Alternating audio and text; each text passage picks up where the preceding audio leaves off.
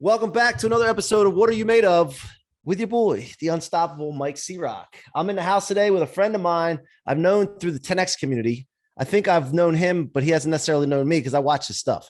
And I've watched his interviews with Grant sometimes, and I really admire what he's done and what he did at such a young age as well. And I'm sure we're going to hear about what his vision is to do more. And so today's guest is Evan Carmichael. He believes in entrepreneurs. Gary Vee called him the DJ who inspires people. Ed Milet called him the modern day Napoleon Hill. I'm going to find out some person that I'm going to call him too after this interview. At 19, he built and then sold a biotech software company. At 22, he was a venture capitalist raising $500,000 to $15 million. And he now runs a YouTube channel for entrepreneurs that you all need to check out. If you're not already on there, part of the 3.5 million subscribers with 300 million views, wrote 4 books, speaks globally. And listen, at the bottom of all this, it says right here that he just thinks that not enough people believe in themselves. And I agree. So Evan, welcome to the show. Now I'm here, Mike. Let's go. I'm pumped to be here. Let's do this. That's good, man. Well, let's go. Let's start the show like we normally do with the question, what are you made of? I'm a guy who wants to serve, man. I mean, I think at the end of the day, we all want to feel like what we do matters. We want to wake up and feel like we're going to make something today that's going to matter. And for people listening to this, watching this, you probably want to have a big impact. You know, we want to change the world. But for some people, it's just, I want to help somebody. And when you wake up and you feel like what you do is going to have importance to somebody, that's how you get into action mode, 10X mode, right? You want to do it again, bigger, let's keep growing. And when you feel like what you do doesn't matter, that's a path down to anxiety and stress and suicide and depression and all that, because you feel like the work you're doing doesn't matter, therefore you don't matter. And I'm a guy who wakes up. What am I made of? I'm a guy who wakes up every day trying to do something that matters. Love it. I love it. So I got to ask you, so at a young age, I know your story, but the audience may not. At a young age, after going through, slow learning, we'll call it, but it wasn't really that. It was just the fact that nobody was really showing you the right way or maybe believing in you or helping you believe in yourself. But then finally starting to figure some things out and getting some traction at a young age, which I went through a stage of drugs and alcohol when I was in college, right? Got off track. And I look back and I look at people like yourself and other people that started younger. And I'm like, man, my window's short now and I really need to turn the speed up now. Thrust is a must. I got to go. But at a young age, when you finally started figuring things out, when was that specific time where you felt like, okay, wait a minute, I think I got this? Like there's always a moment where it's like the formula. I'm still figuring things out, Mike. I still don't know what I'm up to. Yeah, but some of the stuff that you've had success with that everybody else is trying to go after with the YouTube channel with millions of subscribers, right? Yeah, no, I hear you. That kind of stuff. There's something in there that, and I've come to realize a lot of this as I've gone on my journey too. And I'm just curious when yours was, where you're like, oh, this is the formula. Okay, damn, it's that simple. Not that there's not hard work, but there's been a couple. I mean, the decision to be an entrepreneur instead of taking a job when I was 19, right? I mean, I wanted to be a venture capitalist. That's what I thought I wanted to do. Got huge opportunities to work with some major companies, make 6 figures right out of school. The jobs that my classmates wanted, versus start a business, make it sounds glamorous now, right? But it's like, I'm making $300 a month, dude. That was, and I own 30% of this company. So it's like, okay, great, but I'm not really making anything here. It was really just the fear of regret. There was Jeff Bezos had a line about the regret minimization framework. Basically, live life with no regrets. Like, what would you regret more when you're 80 looking back on your life? I thought 80 was too old, so I said 40. I'm 42 now, but I felt like 40 was an old man. Like when you're 40 and life is finished, you're going to look back on this moment and feel like you wasted your life. And so that gave me the push to go off and start my first business. And everything has just basically come through those gut check moments where I'm always afraid to do the next thing. And it's just the willingness to go off and do it because I don't want to look back and regret my life. Yeah, man, I love it. And you got started early on, which is great. And you went through a lot trying to sell the company, finally selling the company. What was the feeling after you started your biotech software company and you finally sold it? What was the feeling after that first moment that you knew the deal was done? It was bittersweet. I actually didn't want to sell the company. So I had 2 business partners in that company, and they wanted to sell so that they can get to the States. I'm in Canada. And so you can't just get to live in the US, and they wanted to move to California as part of their kind of life goals. And so we got bought out by a company that had offices in California. and I chose to stay here in Canada. And it was we made the decision. It was a great timing, but also was more of a life choice for them than anything else. I wanted to ride it out. It's like, we're growing, we're finally making it. Let's build this thing. And they wanted to move to the US. So that was, and listen, who are you to say, hey, no, don't go live your dream. So, it was great. You know, I had some money in the account, which was nice. But I also didn't know what I wanted to do next. And so it was a couple of years of just searching and saying yes, and, you know, traveled a bit, but I'm not really the sit on the beach kind of guy. Like I want to do something. So I joined a venture capital firm for a while to learn how to invest in the companies. Cause at that point I only knew my one business. And when you're in the VC world, you get exposure to all sorts of different industries. That was pretty cool. Then I got asked to start speaking, and I had my website, and I did my YouTube channel, and it all, you know, looking back, I guess makes sense. But as I was in it, I had no idea what I was doing. Like, okay, let's just say yes. And a bunch of stuff, like one thing stuck out of all the things that I said yes to. But I wanted to feel still that I was doing something meaningful and important. And the amount of money doesn't matter. But when you got the money, when you sold your company for the first time, did you know what to do with the money?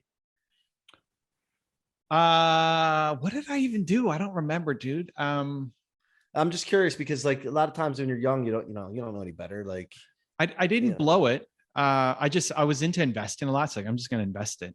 So I might have even still been living with my parents at the time. I don't remember. This is back. I was 22. Yeah. This is 20 years. I'm 42 right now, right? This is like 20 years ago. It's like a half my life ago. I just invested. I probably spent a little bit on travel or whatever, but I didn't start the business I didn't have my eyes set on a specific car, or 22. I wasn't really thinking I need a mansion. Like, what do you do with a mansion when you're 22? Right. I don't know. There was also not the Instagram wasn't there. I didn't see all these pictures of young people having like, I didn't know what to do. I had no model. Yeah. So I probably just invested it and did a little travel and just kept living my life. Like it doesn't actually change that much. There's money problems, and my money problems got solved, the first 2 years of the business. And after that, my lifestyle didn't really change all that much. And then, so when did you start making money besides venture capital company that you worked for? Like, what was the first business that you did? I started another software company that did not take off. And then I started, the speaking stuff just kind of happened. I was this young entrepreneur success story. Canada, my country, sent me to some events to represent the country as a young entrepreneur, whatever. So that started my speaking journey. And then the venture capital business was more education. I got paid when I brought in deals, and I used my website to bring in deals, just learning how to SEO off my website. And then I realized, oh, you can actually make money off of ads on your website. That was new. And, I made 3 cents the first day, and then turned it into 30 cents, and then $3, and then $30, and then $300. And you just keep putting out content, realizing that, okay, I can't write enough content myself to do this. So I got 5,000 people to write for the website, something crazy. We had 6 figures in pages of content on the website. And then I started making videos. I learned about YouTube. 2009 was my first video on YouTube. So it wasn't like right at the beginning of YouTube, but still fairly early days. Like nobody's making educational content on YouTube back in 2009. It was stupid stuff, like meme stuff, man falls downstairs and here's my breakfast. Like it's just stupid stuff. But I'm a visual learner. Like I'd much rather see content than read it or listen to it. And so I just started making videos hoping that somebody like me might learn from it. Like nobody had 1 million subscribers. It didn't exist. Being an influencer wasn't a thing. So I just made content just to try to help. And, 50 people saw a video. I was like, wow, 50 people saw this video. That's pretty cool. Slightly different expectations now. And it's also evolved. Like people go to YouTube to learn now. Yep. You want to learn how to build something, they'll learn more from your show than they'll learn at school. Right. I mean, like people are going to learn now. But it took, 5 years in, I had 2,000 subscribers or something like that. It's something crazy. It was just on my website. I show the journey just to show like, it wasn't this overnight success story. You mentioned Grant and I are at the same agency. And Grant also grinded, for years making content, and just nothing was taken off for doing well, to now, obviously he's had a ton of success. And he was one of the first people to, when I was doing mashups and sharing other people's content, Grant was one of the most, Grant's like, yeah, use whatever you want. I've even got stuff I haven't promoted yet. I haven't released it. Do you want it? You can put it on your channel. Like he's the most smart. Yeah, smart, like ahead of his time too, right? Just when other people are thinking promote. Safety and defense mode, Grant's always on offense, just always on offense, always on offense. And so he's been a great help and great friend over the years. And that's the key, right? Like I didn't have anybody, my parents are amazing humans and they taught me how to be a human, but they're not entrepreneurs. And I didn't have anybody, I didn't know who to look up to. I didn't have anybody. And so seeing now how many people are sharing their message, like it gives you a model to follow. It gives you a template. Like it's possible. You don't have to have the life that your parents have or your teachers have or the people around. You can build something brand new, something completely out there, because there are models that you can more easily follow now than existed before. And that's why I created the channel too, is to try to expose some of those messages, to say, hey, just because you grew up like this doesn't mean you have to stay here for the next 20 years. So you mentioned something about expectations have changed. That's 100%, because, you got Clubhouse now, you got all these different things. And when people go on there, as soon as they don't get any followers or any attention or any eyeballs, they give up. They get discouraged because they have their expectations up here. They think everybody else just got it, just like you said. And it wasn't a long grind or a build up to that. And so I noticed you on Clubhouse having rooms and you're doing like consistency, and that just shows, and it's inspiring, consistency every single day. It's not even a thought like, yeah, I'm going to do it. And I'm doing it every day. So can you speak to consistency and how that's played a big role in some of your success, or all of it? Yeah, I mean, it's probably the only thing I had going for me, Mike. I'm shy, introverted, no need to be on camera. This is the biggest fight that I had. So, my agent, the same agent as Grant, Grant loves talking to people. Grant is like he's the extrovert of extrovert, and will talk to anybody, talk to strangers, go up, and there's always a deal to be made. And now that's not me, dude. I'm not talking to anybody out on the street. And so I always felt that was a limitation. But the only thing I had going for me was I just kept going. When people look at my journey and see, okay, you're 5 years in, you have 2,000 subscribers. Like, why? How did you keep going? I just always focused on who I was serving instead of who I wasn't. That if 50 people watch my video, that's 50 people. Like if you were to go give a speech at a library or a club or something, if 50 people are there, you'd be nervous. At least I would be nervous. And that's how I always saw it. And that hopefully for one of those, I would tell myself, even if it was a lie, that for one of those 50 people, that this was a life-changing video. That the thing I made right now, it's going to be life-changing for at least one person. I wouldn't, if you said, this is going to help 1 million people. That's not true, because only 50 people saw it. So there's no way I'm going to believe that. But for one person, this might be life-changing. And if you can actually feel that, it gives you the encouragement to then go off and do it again and do it again and do it again and do it again and do it again. And so isn't it a shame? Isn't it a shame that people they don't think about it's actually 50 physical people that could be in a room with them, and then they give up because of it's not 100 or 1,000. Like that's a damn shame, man. That's a message right there to pay attention to. It's a mindset shift. Damn. Like people looking at your show and say, wow, Mike, like look at your setup and your studio, and you got the nice background and you got a professional microphone and you're bringing on all these guests, and you're eloquent and you're asking great questions. Like people would look at that and say, well, I can't do that. Nobody's going to watch my show. And so the comparison is great, but only if you use it as a push forward. And then recognize like it's equal. I want to grow and get better. And for the achievers out there, like we default to why are we not good enough? And let's keep climbing the mountain. So the high achievers need to also have a little bit of perspective to say, hey, like 50 people did watch this one, and I'm getting better and I'm making an impact. And if you focus on who you are serving instead of who you're not, it does two things. One, it makes you happier. It's like, hey, what I do actually matters. And if you feel that what you do matters, you're going to continue to show up and do the thing. Or if you felt like what you did didn't matter, you're going to stop. But two, when you focus on the people who you are serving, they also take you to the people who you aren't serving. Like, oh, you got to watch the show. Mike is insane. Yep. He has all these great guests. This is great. Like they take you to the people who don't know about you yet. And so that nobody taught me that. I don't know where that came from. Maybe it's just being a Canadian. I don't know what it is, but I just focused on who I was serving. And that was the only thing that's the only thing I had going for me. I wasn't, not the most good looking, not the most eloquent, not the No, smartest. you're handsome. Come on, man. Like I'm not funny, I don't have the swagger, like all the other things I would tell myself are really important that I had none of that stuff. But I just kept going and I focused on who I was serving. And eventually think if you love it and you keep pouring your love into it, it'll pay off. Well, I would venture to say that the only reason that you're an introvert is because you decided to be an introvert. Because I believe that it's a decision and we're labeled. And then once you decide, you just change the decision and then you've done that now. Like that. So it's a decision. I think that we're naturally maybe inclined to be a certain way, but then we agree to it. If we don't agree to it, then you go in a different direction.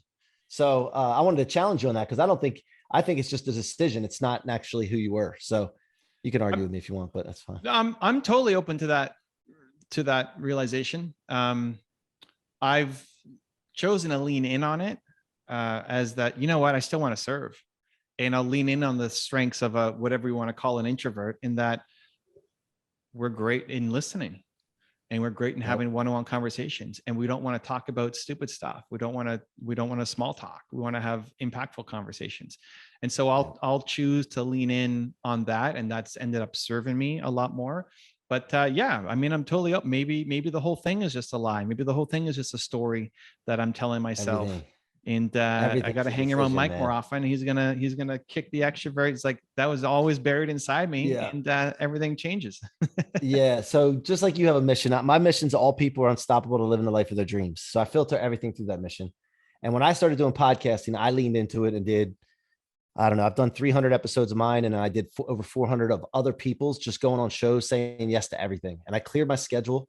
And so for the last 3.5 years, I've done probably close to now 700 to 1,000 podcasts with mine and other shows. So that's how I can be comfortable and just come up with questions like this. I can speak at any moment, but people don't see all that, right? And we were talking about that. So I love that you said that. So how do you come up with creativity or get creative when you're not feeling creative? When you know you got to put content out? So two things. One, I don't accept that I'm not going to put content out. So back to your, like, make a decision, right? Content's going up. It's in my calendar and I do what's in my calendar. So to identity, right? Tuesdays are my YouTube days. I'm making content, whether I feel like it or not. Content. I had a broken neck. I'm making content. I have a concussion. I'm making content. I've got like a giant scab on my forehead. I'm making content. And you can see it, like all that. So when I actually broke my neck and had a concussion and like you can barely see the camera, I'm still making content. And it's not, is it my best content? No, but it's my identity to who I am, who Evan Carmichael is, like, what am I made of? I'm that guy. But it also ends up being, for a lot of people, ended up being the most inspiring content. It's like, this guy's showing up with a broken neck and concussion, like giant scab on his forehead. And I'm not making content because, I don't know, I got a little pimple on my nose or something. So like, one, it's just part of my identity that I'm going to do it. And I've taken not making content off the table. That is not a reality. So then inside of that, okay, now I have to make content. How I find creativity. If I'm in a zone where I'm not very creative, you change the environment. It's the fastest way to do it. Put on music that inspires you. Go for a walk outside, get some fresh air in your face, go for a drive somewhere, go to the coffee shop and walk back. Like, just change the environment that you're in. Listen to one of Mike's shows, you're going to be inspired. But that's honestly it. Like, that's so obvious. And I know that. And so I go through these phases, but I'm in the house a lot and in my studio, and I got other businesses I'm running, and then I got to do content. And I'm like, well, shit, man, I'm not creative. But it always works. If I travel somewhere, I mean, it always works. I have content like that. So I'm glad I asked you that question.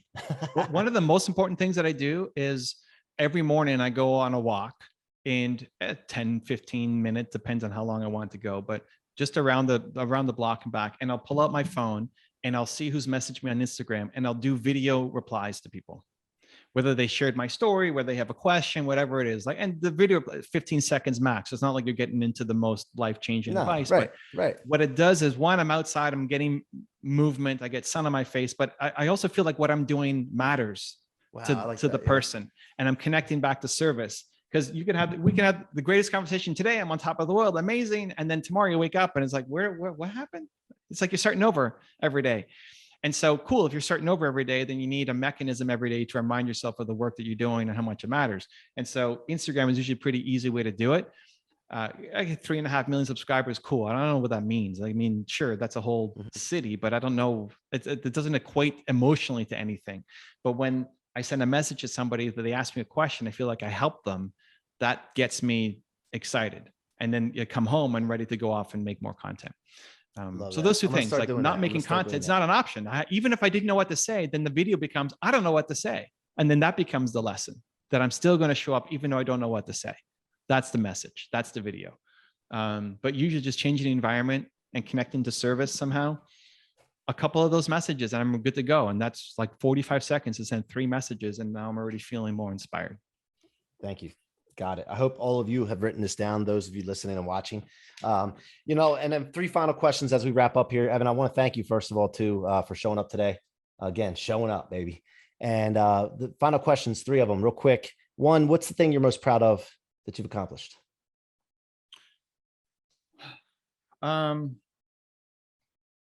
Probably just continuing to fight myself, on the things that I didn't think were possible. It's a daily battle to then believe in yourself to hit the next thing.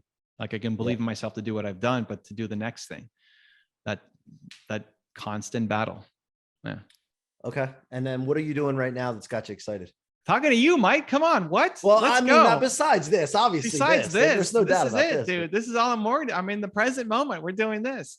No, but I am, it's awesome being on here and talking with you. Next book is coming out soon. So it's a book about momentum. And how do you get, I think for so many people, the only thing they're missing is momentum. Like you've got the heart and the soul and the desire to serve, and you're going to do a great job and you want to help people. And the biggest thing that most people are missing is just the momentum to get started. You're talking about building a great life. Like it's actually possible, guys, to build this great life. What are you missing? You're not starting. It's like there's no momentum at the starting gate. And so the new book, and it'll be a tour and everything else, is about how to build the momentum you need to chase down your great life. Is it titled yet?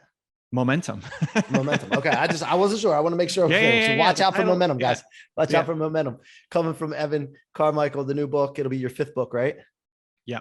Yep. 5th book. Okay. And then if people are interested in other books, they can get them at your website, I imagine, or Amazon. Yeah. Amazon, whatever. Just look up Evan Carmichael. Okay. And then final question here. Vision for the future. Okay. What do you have your sight locked in right now that if you knew right now that you accomplished it, it would light your ass up? What is that thing that you're focused on? So I want to solve. And by the way, and not just your mission. Okay. But like something specific. I don't have a specific, right? It's like, I'm not attached to the how, So if you had asked me 3 years ago or whatever, I wrote my first book 5 years ago, I don't want to write a book. I got like Steve, again, my agent, his grants agent, was pushing me for years, write a book. I don't want to write Steve. I don't want to write a book. I've got my YouTube channel. Who needs to write a book these days? I can open up doors with my channel. I was against it. And now how many books do I have out? It's like the things that we often, here's the problem. Here's my problem with not focusing on a mission is like, you can have 10-year goals. The problem is you probably should jump off the 10-year goal 2 years in because there's something better. So it's like the how doesn't matter. Like, what are you aiming towards? Like if you're focused on helping people build their greatest life, right now you're doing podcasting and you've done 800 or 1,000 of them. It's insane. It's amazing. And the world will change. And maybe in 3 years, podcasting is not the thing. And Mike's going to open up his own VR company. And now we're all beaming in to sit there with Mike and be in his studio together. Right. So it's like that. It's great for me, at least, is how I operate. It's like, it's great to have. So if you ask me like short, it's cool. I'm going to have my book coming out. I want my YouTube channel can hit 10 million subscribers. I can do a tour around momentum. I want to travel and meet Believe Nation, my audience around the world. Amazing. And it's like the flexibility to know that all of that's probably going to change. And I have to have the courage to jump off of YouTube if it's not the thing anymore, because we all need to be hanging out in Mike's new VR company, because that's where all the people are. Right. Yeah. Okay. I love that. How about television? Any interest in being on television? No interest in TV. I mean, maybe for the right opportunity. I've turned down some TV stuff. Yeah. Just the impact isn't there. So TV is great for your resume, depending on the show. Right. TV is great for the resume, but I don't care about the resume anymore. Right. Like I've got enough to be able to adding X show doesn't really help. And so impact. But listen, for the right show, like Grant's Undercover Millionaire or Billionaire did a lot for him. So it just depends on the right opportunity. It's like when you started this, you said yes to every podcast because you never know where it's going to go. And that's a great philosophy too. It's like, he says yes, he says hi, he takes, you just don't know where it's going to go. And it's that willingness to play in the unknown that actually allows you to live your great life. Because what does a great life look like to you? If you're thinking values, you can project that forward. But if you're thinking actually, what are you going to be doing when you're 50 or 70 or 100? Like, you don't know, because the world's going to change. And so it's being flexible enough to hop off the path that you thought, like, if you know we're going to be in 10 years, you're thinking small, like maybe you're living inside some corporation, you're going to make senior partner, cool, but you're probably not living a great life. It's the willingness to jump off to go to the next thing because it's more in line with your actual values. Good to great to amazing. That's my journey that I'm on, and I think you are as well. So, hey man, I appreciate you being on here today. Thanks, and look forward to working with you on some project in the future. I know there's something out there that we'll synergize on. And you guys have been listening to the What Are You Made Of podcast with your boy Mike C-Roc, and also the unstoppable Evan Carmichael. He's trying to get you to believe in yourself, man. Everybody needs to believe in themselves and also know that you're unstoppable. Until next time, be unstoppable.